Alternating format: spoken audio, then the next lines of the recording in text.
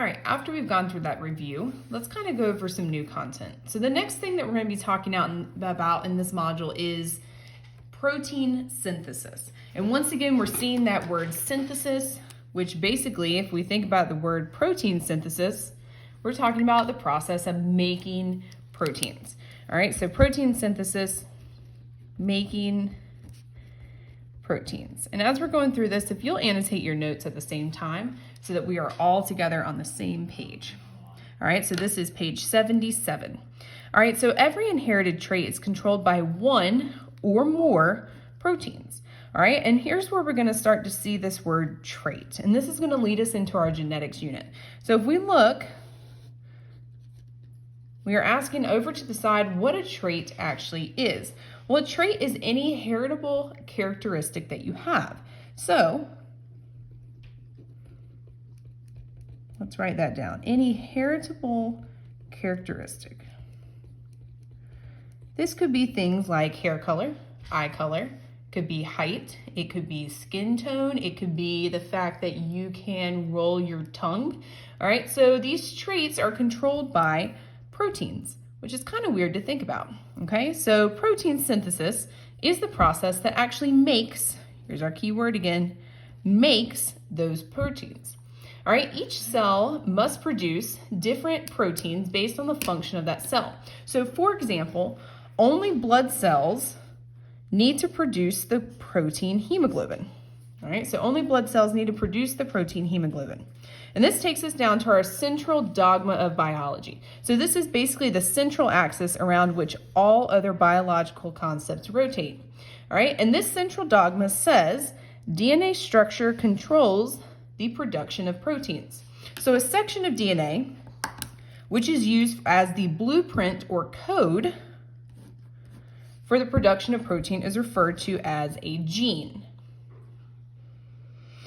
All right, each gene is then composed of a specific sequence of nucleotides. So this sequence is represented by writing the order of the nitrogen bases. So remember, our nitrogen bases were our adenine, our thymine, our cytosine, and our guanine.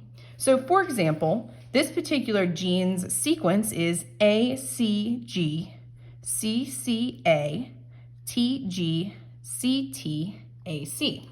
And every three bases within that sequence is referred to as a codon. And this is so important because this is what takes us into learning how to create our proteins. Take our DNA and actually translate that, transcribe it and translate it into the production of a protein. So every three bases is referred to as a codon. So let's look at this. All right, 3 DNA nucleotides makes a codon. All right, this particular codon is like a single word in a sentence. All right, so maybe we take the word single, okay? That codon would be like a single word in that particular sentence. By taking the words or these codons in the correct order, then you can create a meaningful sentence, which would be your protein. All right, so when we are looking at this, here's our sequence. I'm gonna zoom in so that we can see this. All right, so our first codon would be ACG, since those are our 3. All right, our next one would be CCA, then TGC, and then TAC. So we should have, in this particular sequence, 4 codons. All right, so we have 4 codons, in that particular sequence. All right, let's look at the backside. All right, so at the top of page 78, it's talking about proteins are being made of amino acids. So this is taking us back to unit 2 or module 2, and I'm gonna write that up at the top if you need to go back and review. So this is module 2, our biomolecules. And in that module, we talked about biological molecules having components or subunits, and the subunit or monomer of a protein is an amino acid.